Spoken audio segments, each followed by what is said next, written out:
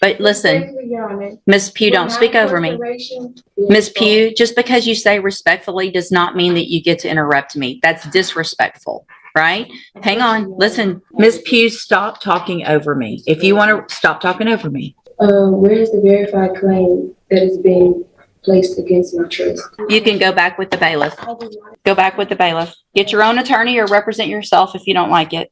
This courtroom moment is pure chaos.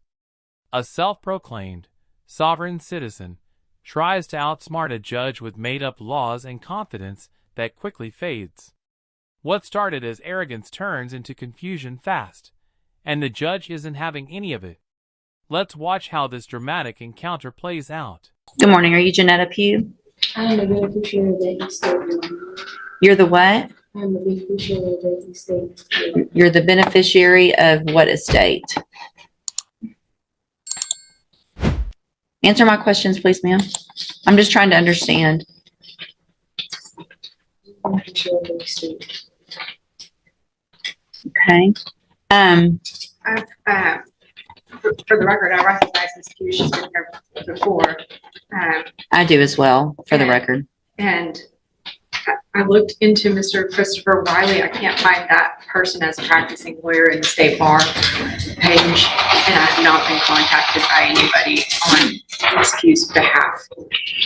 All right. So, Ms. Pugh, Mr. Lewis has been appointed to represent you at this point. Obviously, you know as well as anyone that you're in custody and we want to get your case taken care of.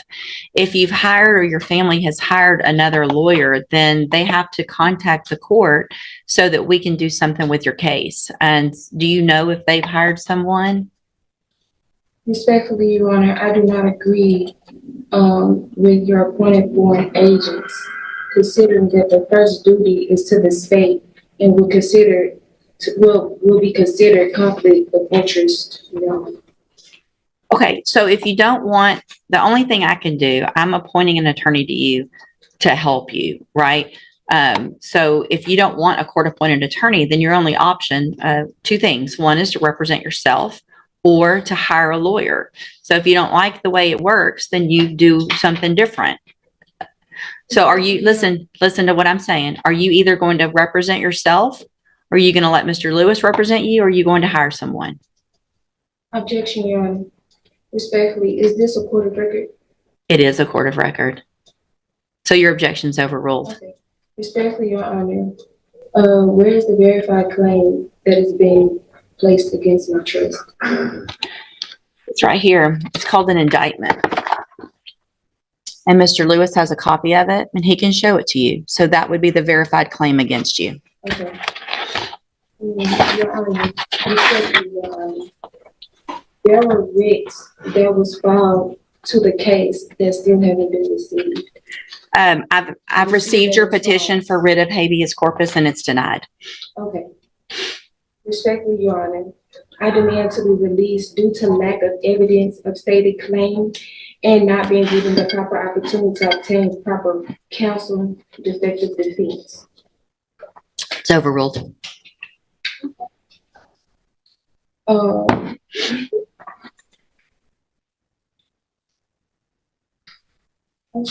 You're running out, aren't you? No, it's fine. This hearing went off the rails fast. The defendant walked in confident, armed with sovereign citizen talk that fell apart the moment the judge spoke.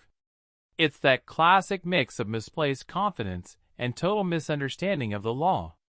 You can almost see the moment she realizes none of it's working, and the judge's patience is running thin. Let's see how this one unravels. So here's the thing, Ms. Pugh. I appreciate your position, but listen, Ms. Pugh, don't speak over me. Respectfully, for my incarceration. Ms. Pugh, just because you say respectfully does not mean that you get to interrupt me. That's disrespectful, right? Hang on. Listen to me. Everything you have there is overruled. And here's one of the reasons why. Is because you have a lawyer. And your lawyer will file the appropriate motion. You're interrupting me again, which is disrespectful. So I'm going to leave Mr. Lewis as your attorney unless you choose to represent yourself or hire someone else. I'm going to give you 2 weeks to determine what you're going to do. You can go back.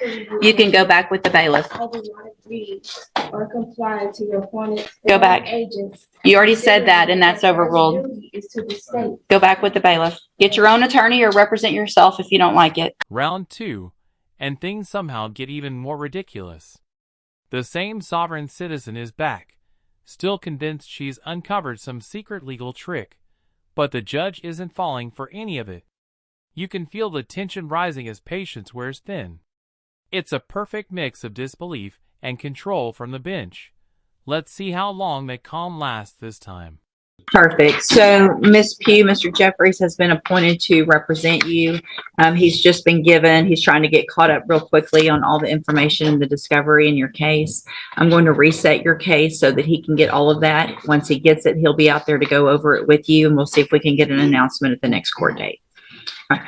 Respectfully, Your Honor, I do not agree to comply with any of the appointed court agents, considering that their first duty is to the state. I understand. We've had this conversation before. And for the record, I'll be representing myself. So if you want to represent yourself, there's some things. Ms. Pugh, stop talking over me. If you want to stop talking over me. If you want to represent yourself, then there is a process that we have to go through, and we'll do that today if that's what you want to do. We'll get your case set for trial, and we'll go forward that way. It is highly inadvisable for you to represent yourself. Lawyers have many, many years of training. They understand the law. They understand how a trial works, because here's what happens. When you're in a trial and you represent yourself, you're expected to know and follow all of the rules of evidence, all the rules of procedure. And so you're really at a disadvantage if you don't know those things. And so you have to do everything just like the assistant district attorney would. And if you don't, you're going to be in front of a jury, and it's going to show, and it's just not going to be, it usually does not work out in your benefit. But I have to go through with you some questions first before we do that. And then if you still want to do that, then there's a couple of things couple of options, and we'll go over those as well. Okay.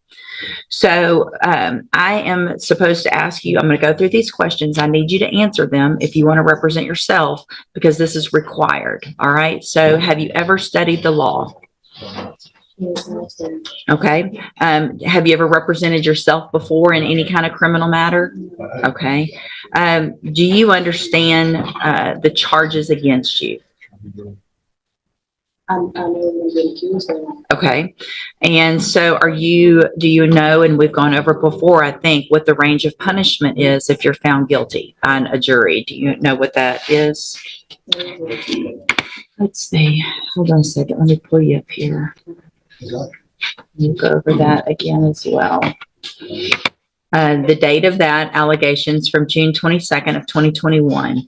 And what that means is if you're found guilty, that the range of punishment that the jury could give you is between 2 years as a minimum punishment up to 10 years in prison, anywhere in between. Do you understand? And you answer out loud just for the record. Do I understand? No, I don't understand. What do you not understand about that? You could see this coming from a mile away. The defendant still thinks she can outsmart the system, but reality's catching up fast. These courtroom moments always start with confidence and end in confusion. The judge is staying firm, and it's clear this approach isn't going to end well for her. Let's see how quickly things fall apart this time. I don't understand, Your Honor. So here's the thing. If you want to represent yourself, by law, you have to be able to understand these things. Otherwise, I've got to appoint an attorney for you.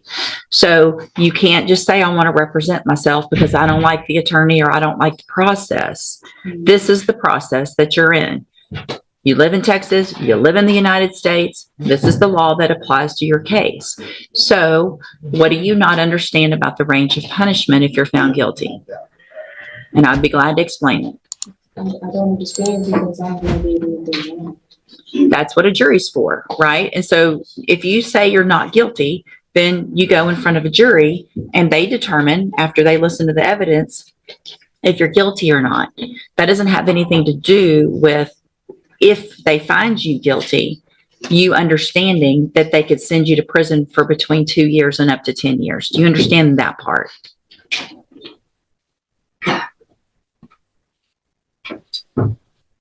What are you, yes or no? No, you don't understand that.